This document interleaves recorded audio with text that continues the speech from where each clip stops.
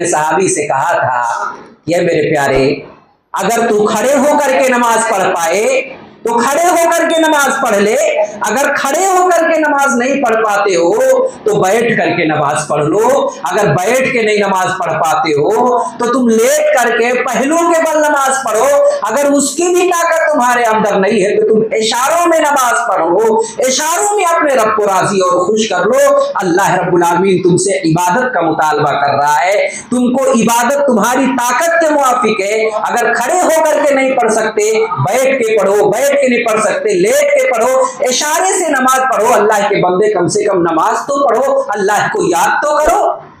बीमारी का आलम है, इतनी बड़ी बीमारी, उस बीमारी के हालत में भी अल्लाह रब्बुल आलमीन ने या अल्लाह के रसूल सल्लल्लाहु अलैहि वसल्लम ने नमाज को मुआफ नहीं किया।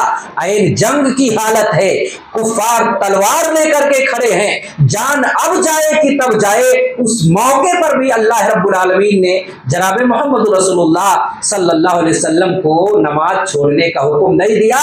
कहा आधे लोग लड़े, आधे लोग नमाज पढ़े, जब ये नमाज से फारिग हो जाए तो दूसरे लोग आकर के नमाज पढ़े और कुफ्फार के मुकाबले में जाकर के लड़ाई करें। उस सख्ती के आलम में, शिद्दत के आलम में अल्लाह रब्बुल आलमीन ने नमाज को मुआफ नहीं किया। आप अंदाजा लगाएं, रब ने हमें ताकत दी, रब ने हमें कुव्वत अता किया, सोचने समझने की सलाहियत दी, घर के करीब मस्जिद भी है, लेकिन हम और आप अल्लाह के दरबार में, अल्लाह के घर पे नहीं जाते हैं।